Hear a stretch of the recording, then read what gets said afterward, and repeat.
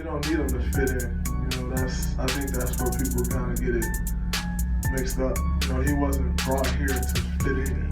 He was brought here to stand out. You've all heard the story hundreds of times by now. The Golden State Warriors and their pursuit of Kevin Durant, their ability to prevail and entice him in free agency, the cost this had on team depth. Goodbye Andrew Bogut, goodbye Harrison Barnes, Festus Ezeli, Barboza, Mo Spates, Brandon Rush. Hello, former MVP and scoring champion Kevin Durant. This is all old news. Was it worth the sacrifice? That was the question everyone had for the Warriors this past offseason in anticipation of the new look team's debut. Was it worth the risk of straying away from the team's identity of strength in numbers to put together maybe the most talented and suitable 4 players on one team in NBA history when they were already so close to perfection when healthy, winning 73 games and besting even Michael Jordan's team's win record the season prior? Of course it was worth it. We're talking about the opportunity to create a dynasty here. You'll find a way to fill the team around them, but a team that could realistically go the next 5+ seasons at the top of the NBA? How do you pass that up in favor of a team whose window of being great was still open, but the best team in the league probably rapidly closing in the next 2 or 3 years? Regardless, what many failed to observe was that the Warriors still maintained the strength in numbers identity. People overlooked the discount and low budget acquisitions of Zaza Pachulia, David West, and JaVale McGee, among others. Sure, they were okay, but replace the former Bogut Ezeli center tandem? Hell no. Zaza, not a rim protector, doesn't get very many blocks, unathletic. McGee, low IQ, shacked in a full low light reel, excessive leaper, tries to block everything, bites off more than he can chew. And David West, washed up, old, nothing left in the tank, won't contribute much. For now, we'll ignore what was said about Zaza and JaVale, or rather, what was not said. The focus of this video is D West, the savvy play, a guy that plain makes the right decision, the right pass to the slasher right on time, the toughness that he brings night in and night out, the kind that you can rely on in playoff situations, the kind you need to get under the skin of the opponents, or the kind you need when someone tries to mess with or get under the skin of one of his own teammates. Listen in to Fitz and JB on the broadcast from the Warriors game against the Wizards. Careful there, would not be the gentleman you would want to incite. If there was an altercation, Bogdanovich would have David West look at him and it would be over. There's real tough guys and there's plenty of fake tough guys. That guy is a real tough guy. Yes, he is real. And you don't want to find out.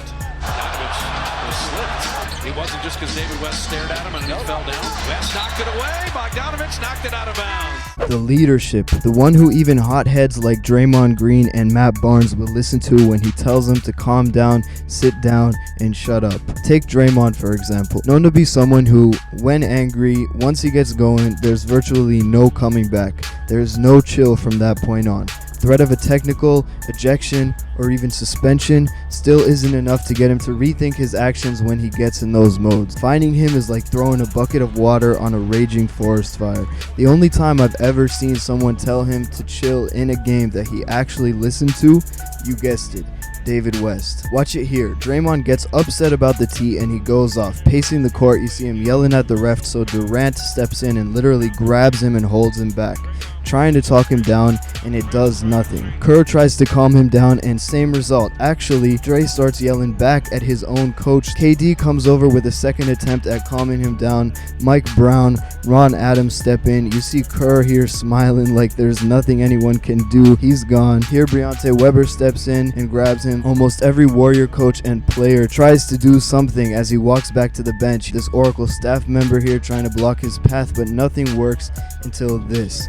West doesn't even look at him, just firmly pats him on the chest, and automatically Draymond just shuts up and looks at him like, what am I doing? Reconsiders his whole life. All it takes is one touch and a couple words from D West. So it's evident how respected this guy is in NBA circles. When the team needs direction, he'll be there to provide just that. Same game a couple moments later, Warriors bench gets called for a tee. I didn't even know you could throw a technical on a whole bench, let alone just for celebrating and cheering on their team, but never mind that for now.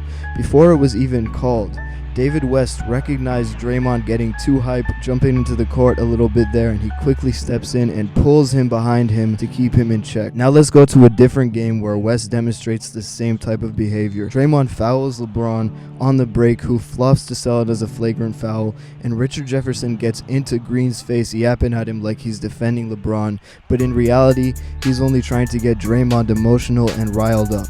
He's looking for a reaction out of Dray that'll get him a technical or even ejected.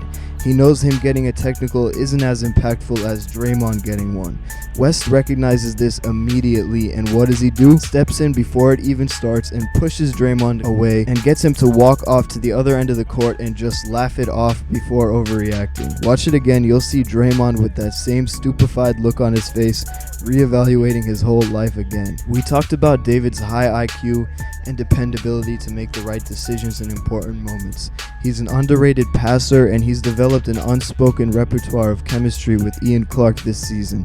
I swear this bench tandem makes me think there's a telepathic connection between the two. It's almost as if West knows when Clark's gonna cut to the rim and how and where before Clark's even decided to make his move. He's a solid post scorer, mid-range jump shooter, post defender, and most importantly, a scrappy player willing to do the dirty work. Every championship contender needs a couple of these types of dudes. Everything else West brings to the table is just an added bonus. And that's why he's the right player for this Warriors team over the highly loved fan favorite, including by me, Mo Spates, who may be a better shooter and scorer but lacks almost all of the toughness, defense, grittiness, and leadership D West offers to that team. Smart decision by Warriors management, who could have had Spates on a minimum contract like the one he got in LA, but decided to give his minutes to West instead and not bring in both, as it would stunt the development of Looney, McAdoo, and other young big men excluded from the rotation, not to mention excluding one from a final roster spot. David West will not be stopped. Well, he's in the zone now. How about that? So David's got double digits off the bench with 10. Well, that's a season high for him. They got 12 now? They double Kawhi this time. David Lee and David West for the block. The former Spur is putting it back on him. David down the lane to lay it.